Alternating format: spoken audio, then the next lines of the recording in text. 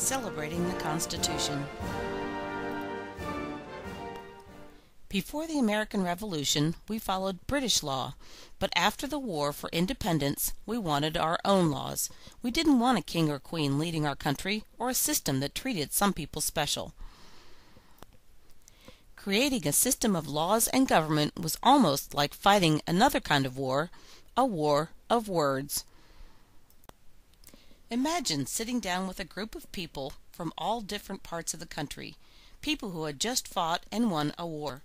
There were soldiers, businessmen, military heroes, farmers, all sorts of people.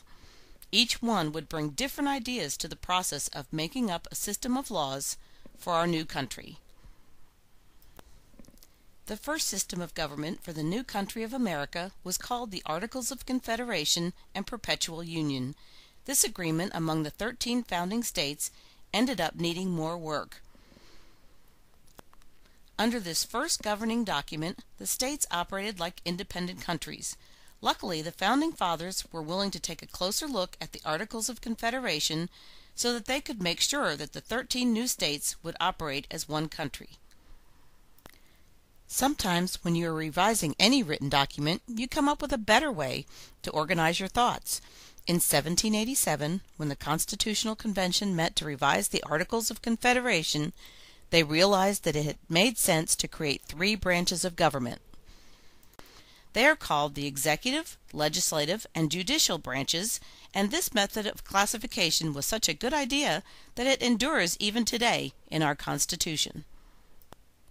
The President leads the executive branch and has the power to command the armed forces, deal with other countries, make sure laws are enforced, and vetoes laws when necessary. The President also oversees all federal agencies, like the Department of Labor and the Department of Defense. Around the world, the President is considered a very powerful person. Congress leads the legislative branch, and there are 2 parts of Congress, the House of Representatives and the Senate. They do things like pass laws, develop budgets, and approve treaties. Every state, no matter how big or small, has 2 senators. Every state has representatives, but the number of representatives is based on the state's population, and that number can change every 10 years when the census is taken.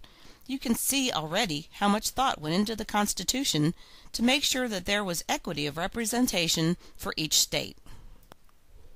The Supreme Court is the judicial branch of the federal government, and the 9 justices make sure that the laws passed by Congress are in line with the Constitution. They are experts in the Constitution, and they use that wisdom and knowledge to make sure that everyone in the United States has access to life, liberty, and the pursuit of happiness. By creating 3 branches of government, the delegates built a check and balance system into the Constitution. This system was built so that no one branch of our government could become too powerful.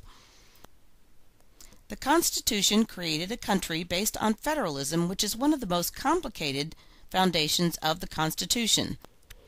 In a nutshell, this is the idea that the central government does not control all of the power in the nation. States also have powers reserved for them. This division of powers does overlap and sometimes can lead to problems. On September 17th, the document was presented to the convention, where 42 out of 55 delegates were present. 39 of these signed the Constitution, beginning with the President of the Convention and the first President of the United States, George Washington. The story did not end there. Support for the Constitution remained split in many states and among the population. Many were upset that the document did not include a Bill of Rights, while others feared that the federal government would be too strong and take away the states' rights. Alexander Hamilton published a paper in support of the newly signed Constitution. His arguments were inspiring and proved persuasive. Delaware, Pennsylvania, and New Jersey ratified the Constitution by the end of 1787. New Hampshire's ratification in June of 1788, the 9th state to do so, made the Constitution the law of the land. Eventually, it was signed by each of the 13 states. Many demanded a Bill of Rights. that would spell out the government's protection of individual citizens. Several state conventions, in their formal ratification of the Constitution, asked for such amendments. Others ratified the Constitution with the understanding that the amendments would be offered.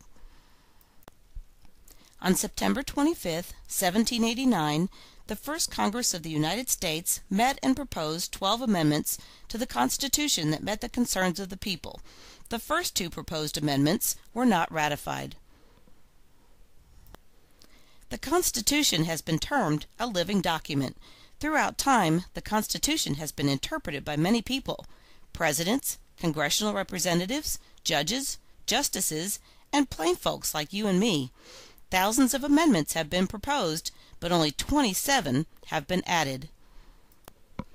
Our founding fathers were not perfect either, and as they wrote the Constitution, they made a decision not to solve a problem that people were arguing about even then: the issue of slavery.